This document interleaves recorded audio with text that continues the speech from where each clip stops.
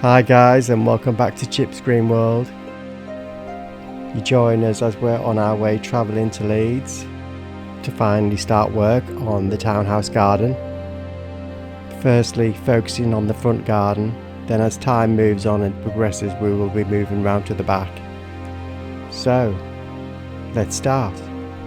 Firstly, to try and save money and keep costs down, I'm going to save and reuse as much of this as possible.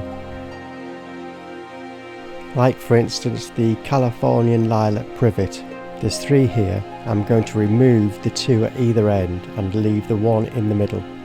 Then I'm going to sculpt and prune it into a large bonsai. These blocks are going to be lifted and I'll try and use these again, but if not I could maybe use them around the back.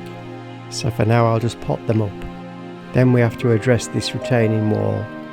It's been so badly built it's split and come away from its foundation, so the whole thing has to be addressed. And this is going to be the first job we tackle today.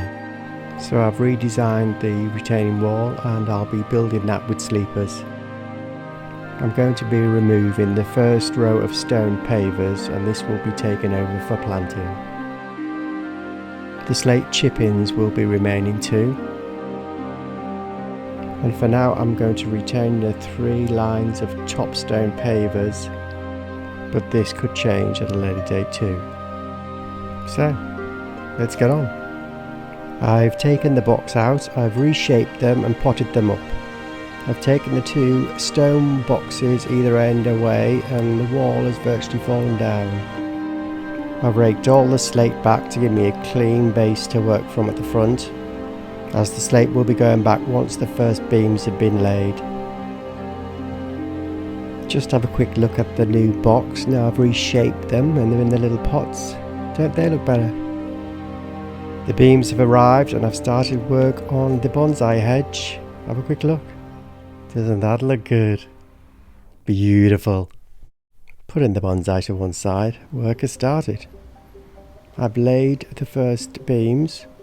The 2 at the front are not fixed yet, but the 1 at the back has been bolted down onto the foundations of the original wall, which seems to be in okay condition.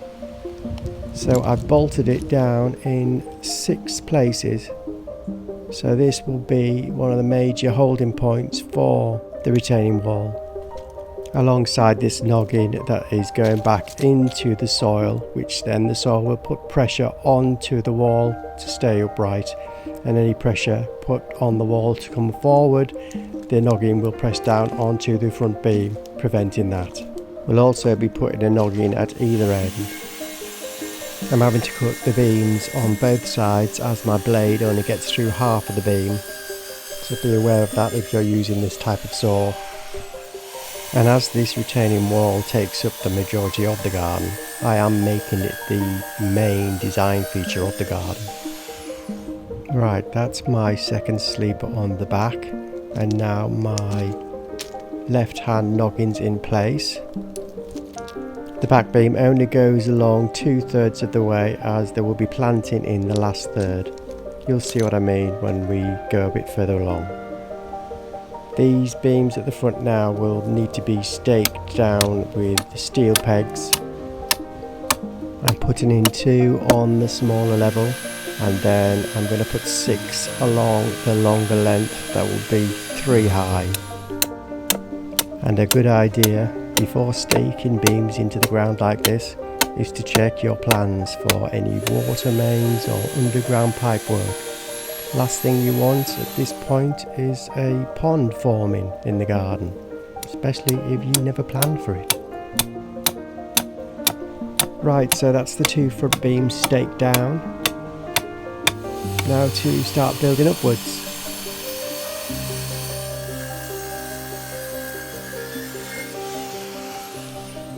This side of the wall will be 3 sleepers high, and I'm staggering the screws along the length of the beam, using around 10 screws per beam.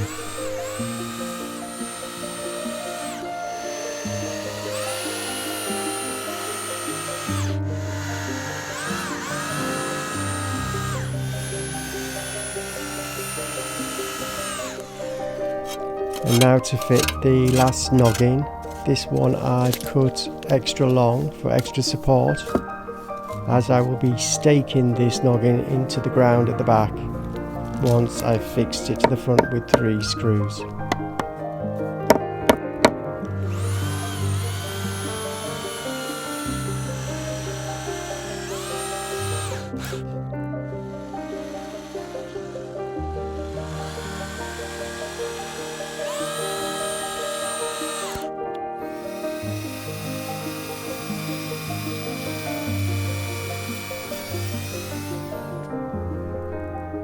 I've cut this steel extra long for extra support, and when banging these steels in, if you do come across rocks, my only advice is to keep bashing away.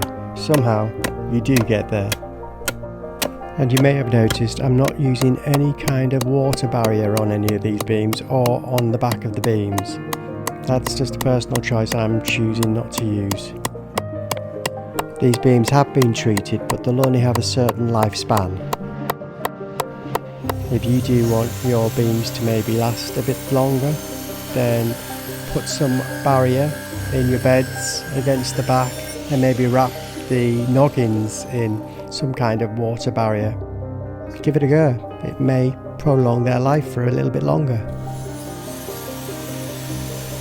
Now to cut and fit the final top piece for the right hand side that's 3 high. Screw and fix.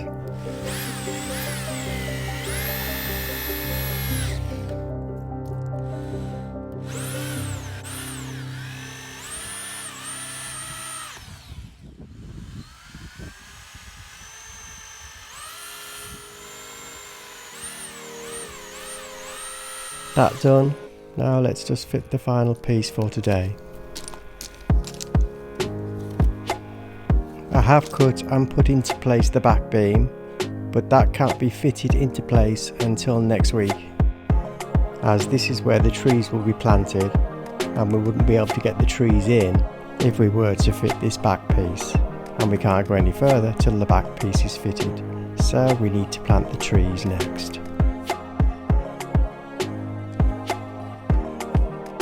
So that'll be next week's vlog, guys.